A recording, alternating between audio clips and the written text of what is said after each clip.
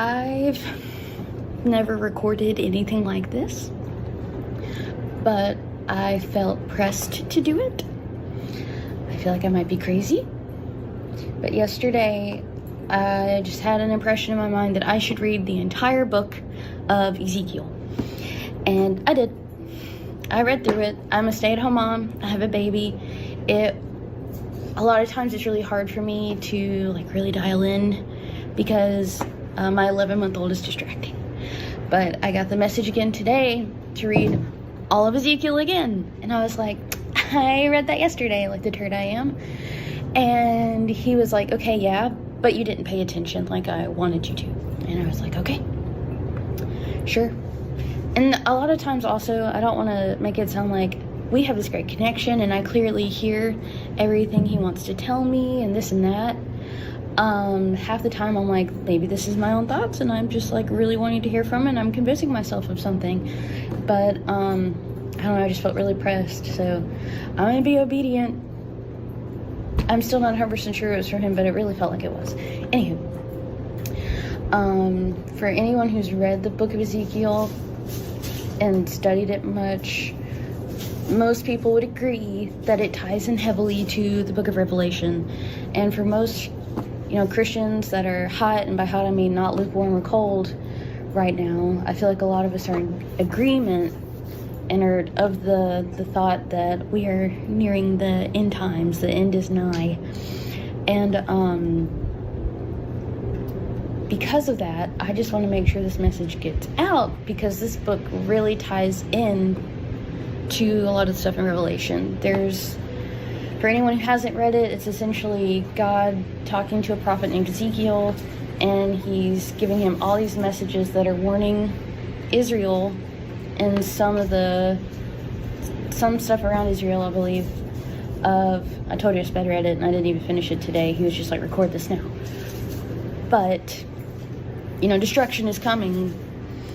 And, I've given you lots of chances. I'm giving you all these warnings.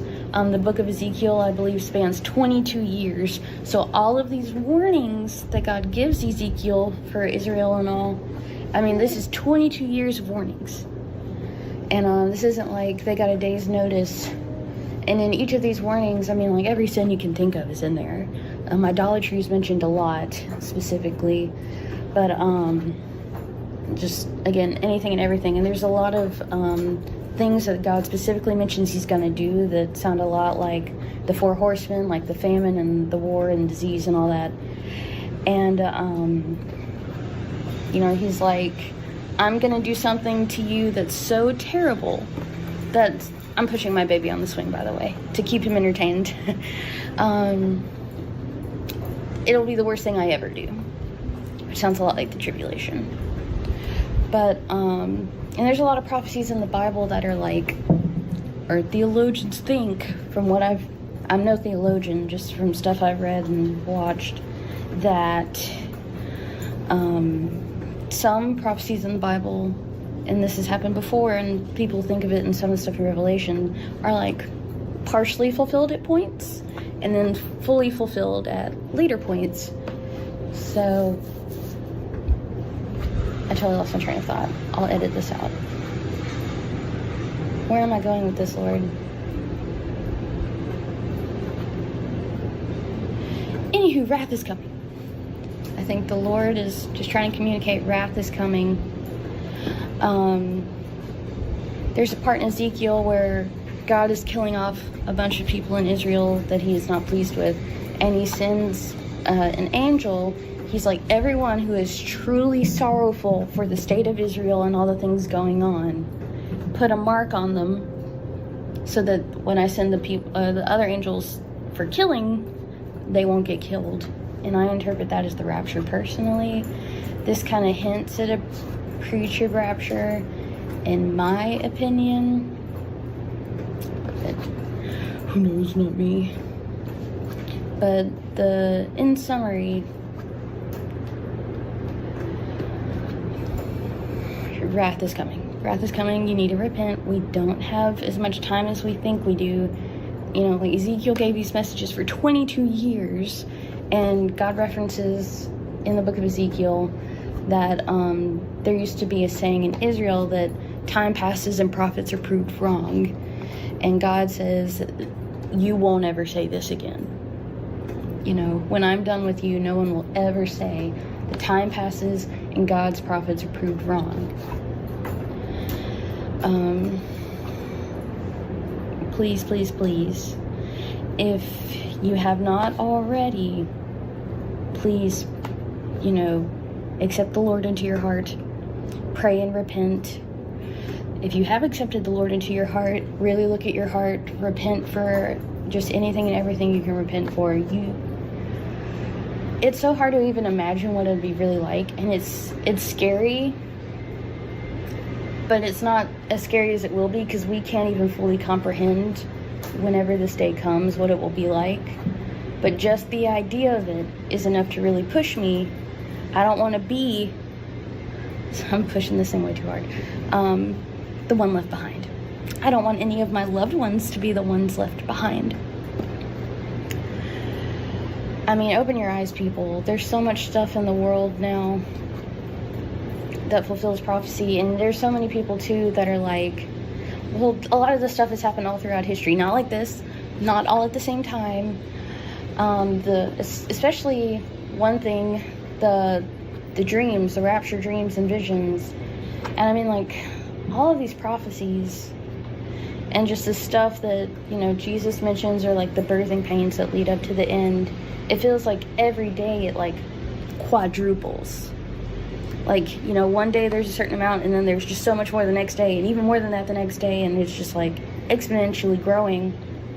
And I feel like God's just yelling at us, like, I'm telling you now, you know. And then you're like, well, Ezekiel had 22 years of messages. We're good. We have time. No, our 22 years of messages is the Bible, which has been around for, you know, thousands of years.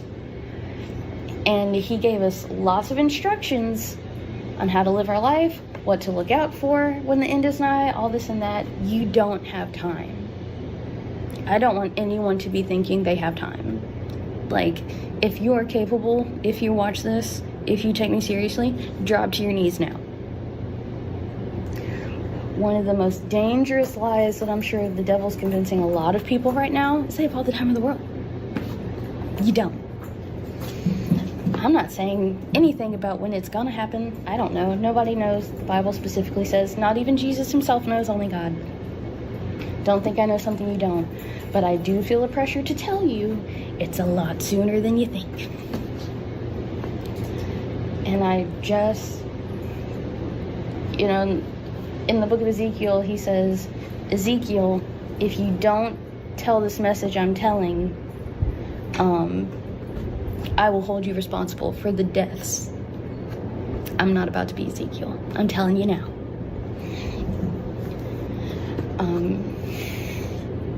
I'm sorry I keep pausing. I'm trying to get my thoughts together.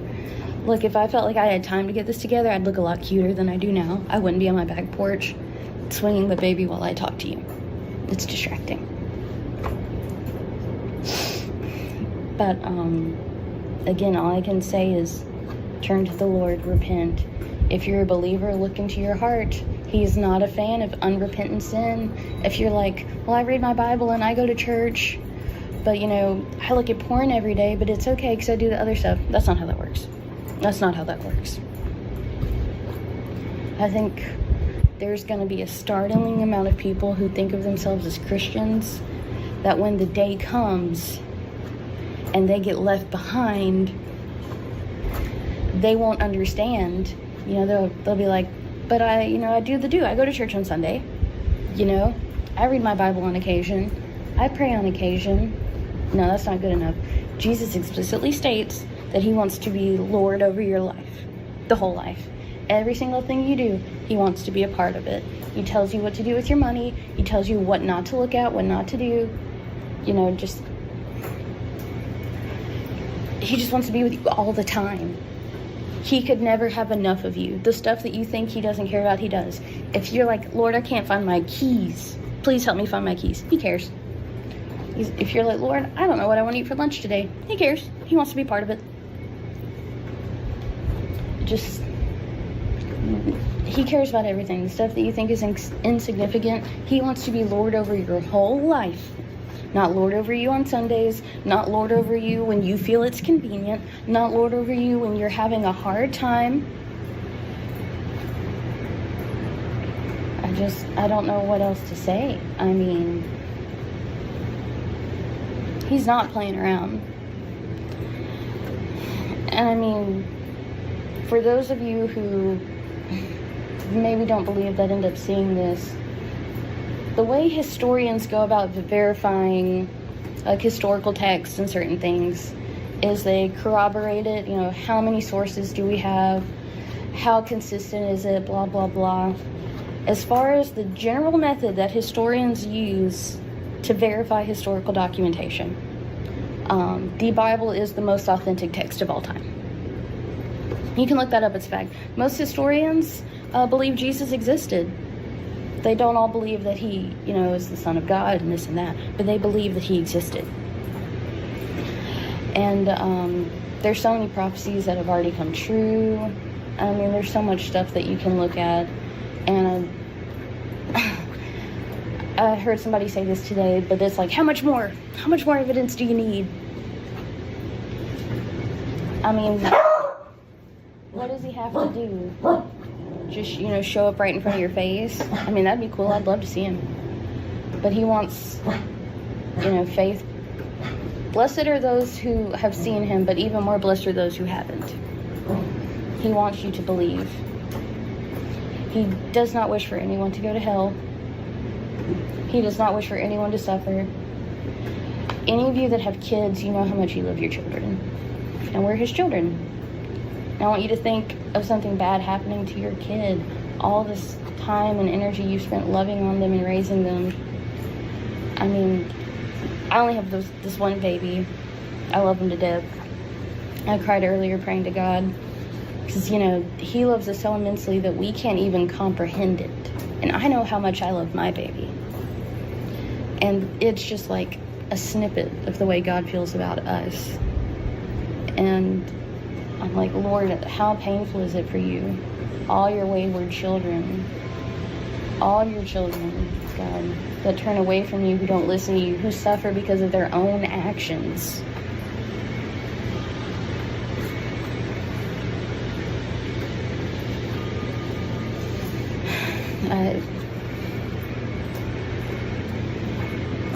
God does not send people to hell.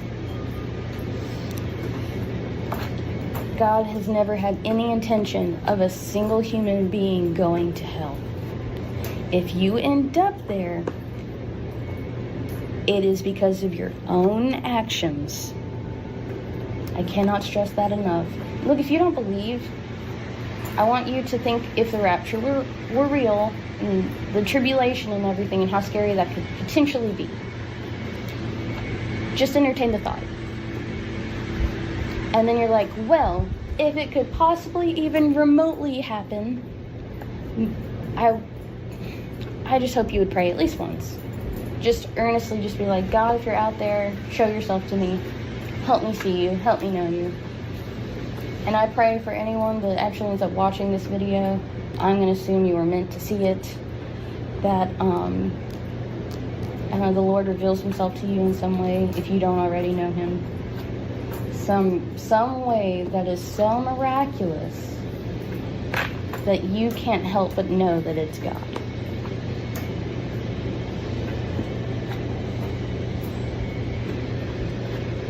And I just pray that the Lord blesses anyone that watches this, and that every person that watches this has eyes to see and ears to hear. Because if you bury your head in the sand, you're in for real shock.